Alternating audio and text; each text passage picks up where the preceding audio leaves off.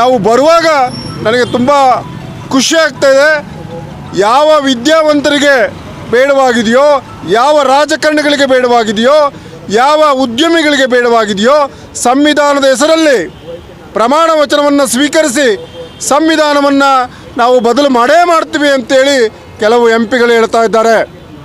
ಆದರೆ ನಮ್ಮ ಕೂಲಿ ಕಾರ್ಮಿಕರು, ಬೀದಿ ವ್ಯಾಪಾರಿಗಳು, ರೈತರು, ಶ್ರಮಿಕರು, ಅಣ್ಣ ನೀವು ಹೆದರಬೇಡಿ, ನಾವು 100 ರೂಪಾಯಿ, 50 ರೂಪಾಯಿ, 10 ರೂಪಾಯಿ ಕೊಡ್ತೀವಿ, ನೀವು ಜಾಥವನ್ನು ಮುಂದುವರಿಸಿ, ನಾವಿದ್ದೇವೆ ನಿಮ್ಮ ಜೊತೆ ಅನ್ನತಕ್ಕಂಥ ಜೊತೆಯನ್ನು ನಮಗೆ ಇವತ್ತು ಕೊಟ್ಟಿದ್ದಾರೆ ಬಂಧುಗಳೇ.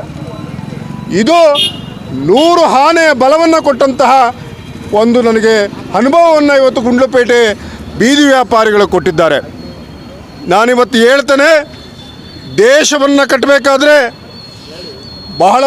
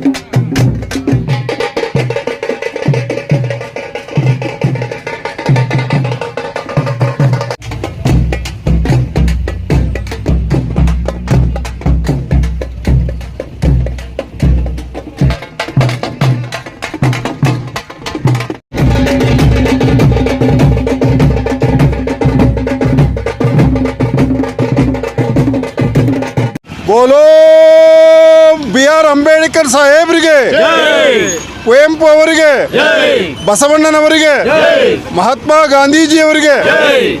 ಬಂಧುಗಳೇ, ಈ ಒಂದು ಜಾಥಾ ವಚನ ಸಂವಿಧಾನವನ್ನು ಉಳಿಸೋಣ, ಬಹುತ್ವ ಭಾರತವನ್ನು ಕಟ್ಟೋಣ ಪ್ರೀತಿ ವಿಶ್ವಾಸದಿಂದ ಅಂತ ಹೇಳಿ ಇವತ್ತಿಗೆ 5ನೇ ದಿನ ಚಾಮರಾಜನಗರದ ತಗಡೂರಿನಿಂದ ಗಾಂಧಿ ಮೆಟ್ಟಿದನ್ನೆಲ್ಲ ತಗಡೂರಿನಿಂದ ಯಾತ್ರೆಯನ್ನು ಪ್ರಾರಂಭ ಮಾಡಿಕೊಂಡು ಇವತ್ತು ಗುಂಡ್ಲುಪೇಟೆಗೆ ಬಂದು ನಾವು ಗುಂಡ್ಲುಪೇಟೆಯ ಅಂಬೇಡ್ಕರ್ ವೃತ್ತದಿಂದ ಅಭೂತಪೂರ್ಣವಾದ ಮೆರವಣಿಗೆಯ ಮೂಲಕ ನಾವು ಈ ನಗರದ ಪ್ರಮುಖ ರಸ್ತೆಗಳಲ್ಲಿ ಸಂಚಾರವನ್ನು ಮಾಡಿ ನಾವು ಬರುವಾಗ ನನಗೆ ತುಂಬ ಖುಷಿ ಆಗ್ತಾಯಿದೆ.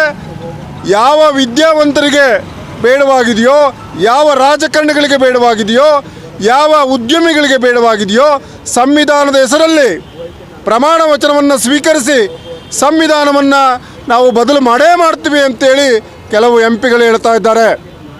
ಆದರೆ ನಮ್ಮ ಕೂಲಿ ಕಾರ್ಮಿಕರು, ಬೀದಿ ವ್ಯಾಪಾರಿಗಳು, ರೈತರು, ಶ್ರಮಿಕರು, ಅಣ್ಣ ನೀವು ಹೆದರಬೇಡಿ, ನಾವು 100 ರೂಪಾಯಿ, 50 ರೂಪಾಯಿ, 10 ರೂಪಾಯಿ ಕೊಡ್ತೀವಿ, ನೀವು ಜಾಥವನ್ನು ಮುಂದುವರಿಸಿ, ನಾವಿದ್ದೇವೆ ನಿಮ್ಮ ಜೊತೆ ಅನ್ನತಕ್ಕಂಥ ಜೊತೆಯನ್ನು ನಮಗೆ ಇವತ್ತು ಕೊಟ್ಟಿದ್ದಾರೆ ಬಂಧುಗಳೇ. ಇದು 100 ಆನೆಯ ಬಲವನ್ನು ಕೊಟ್ಟಂತಹ ಒಂದು ನನಗೆ ಅನುಭವವನ್ನು ಇವತ್ತು ಗುಂಡ್ಲುಪೇಟೆ ಬೀದಿ ವ್ಯಾಪಾರಿಗಳು ಕೊಟ್ಟಿದ್ದಾರೆ. ನಾನಿವತ್ತು ಹೇಳ್ತೇನೆ, ದೇಶವನ್ನು ಕಟ್ಟಬೇಕಾದ್ರೆ ಬಹಳ ಮುಖ್ಯವಾಗಿ ಬೇಕಾಗಿರ್ತಕ್ಕಂಥದ್ದು ರೈತ. ಆ ರೈತ ಮತ್ತು ಶ್ರಮಿಕ, ಕಾರ್ಮಿಕ ಮತ್ತು ಯೋಧ. ಯಾಕೆ ಹೇಳ್ತೇನೆ ಅಂದರೆ ಇವರು 3 ಜನದಿಂದ ಮಾತ್ರ ದೇಶ ಕಟ್ಟಕ್ಕೆ ಸಾಧ್ಯನೇ ಹೊರತು ಬೇರೆ ಇನ್ನು ಯಾರಿಂದನೂ ಸಾಧ್ಯವಿಲ್ಲ ಬಂಧುಗಳೇ. ನೈಸರ್ಗಿಕ ಸಂಪತ್ತುಗಳು ಎಷ್ಟು ಮುಖ್ಯವೋ ಅಷ್ಟೇ ಮುಖ್ಯವಾಗಿ ಮಾನವ ಸಂಪನ್ಮೂಲಗಳು ಕೂಡ ಮುಖ್ಯ. ಇವತ್ತು ನಮ್ಮ ದೇಶ ಸೇವೆಯನ್ನು ಮಾಡ್ತಕ್ಕಂಥವ್ರು ಶ್ರಮಿಕರು, ವ್ಯಾಪಾರ ಮಾಡೋರಾಗಿರ್ಬೋದು, ರಸ್ತೆ ಕಾಮಗಾರಿಗಳನ್ನು ಮಾಡೋರಾಗಿರ್ಬೋದು, ಕಟ್ಟಡ ಕಾಮಗಾರಿಗಳನ್ನು ಮಾಡೋರಾಗಿರ್ಬೋದು, ಮೆಕ್ಯಾನಿಕ್ಗಳನ್ನು ಮಾಡೋರಾಗಿರ್ಬೋದು, ವೆಹಿಕಲ್ಗಳ ರಿಪೇರಿ ಮಾಡೋರಾಗಿರ್ಬೋದು, ಎಲ್ಲವೂ ಕೂಡ ಮಾನವ ಸಂಪನ್ಮೂಲ ಕುರಿತವಾಗಿಯೇ ಬರ್ತಕ್ಕಂಥದ್ದು. ಅವರೇ ದೇಶದ ಅತ್ಯುನ್ನತವಾದ ಶ್ರೇಷ್ಠರು ಅನ್ನತಕ್ಕಂಥ ಮಾತನ್ನು ಈ ಸಂದರ್ಭದಲ್ಲಿ ಹೇಳಕ್ಕೆ ಇಷ್ಟಪಡ್ತಾರೆ. ಹಾಗೆಯೇ ಈ ವಚನ ಸಂವಿಧಾನದ ವಿಚಾರದಲ್ಲಿ ಬಸವಣ್ಣನವರ 12ನೇ ಶತಮಾನದಲ್ಲೇ ಎಲ್ಲರನ್ನು ಒಗ್ಗೂಡಿಸಿ ಅನುಭವ ಮಂಟಪವನ್ನು ತೆರೆದರು. ಇವತ್ತು ಏನು ಸಂಸತ್ತಿದೆ ಅದು 12ನೇ ಶತಮಾನದಲ್ಲೇ ತೆಗೆದಂತಹ ಮಹಾನುಭಾವ ಅಲ್ಲಮಾದಿ ಶರಣರು. ಅಲ್ಲಿ ಇರ್ತಕ್ಕಂಥ ಎಲ್ಲ ಬಡ ಕೀಳುಮಟ್ಟಕ್ಕಿರ್ತಕ್ಕಂತಹ ಸಮಾಜದಿಂದ ಹೊರಗಾಗ್ತಕ್ಕಂಥವರು ಸೇರಿ ಆ ಒಂದು ಅನುಭವ ಮಂಟಪವನ್ನು ಕಟ್ಟಿದ್ರು. ಆ ಅನುಭವ ಮಂಟಪಕ್ಕೆ ಅಲ್ಲಮ ಪ್ರಭುವನ್ನು ಅಧ್ಯಕ್ಷರನ್ನಾಗಿ ನೇಮಕ ಮಾಡಿದ್ರು. ಆಗ ನಾವು ಅನಿಸ್ಕೋಬೇಕು, ಅಲ್ಲಮ ಪ್ರಭು ಯಾರು? ಆದರೆ ಅವರ ಬುದ್ಧಿಮಟ್ಟಕ್ಕೆ, ಅವರ ಬುದ್ಧಿಶಕ್ತಿಗೆ, ಅವರ ಜ್ಞಾನಕ್ಕೆ ಆ ಒಂದು ಅಲ್ಲಮ ಪ್ರಭುವರನ್ನ ಅನುಭವ ಮಂಟಪದ ಅಧ್ಯಕ್ಷರನ್ನಾಗಿ ಮಾಡಿದ್ರು ಬಂಧುಗಳೇ.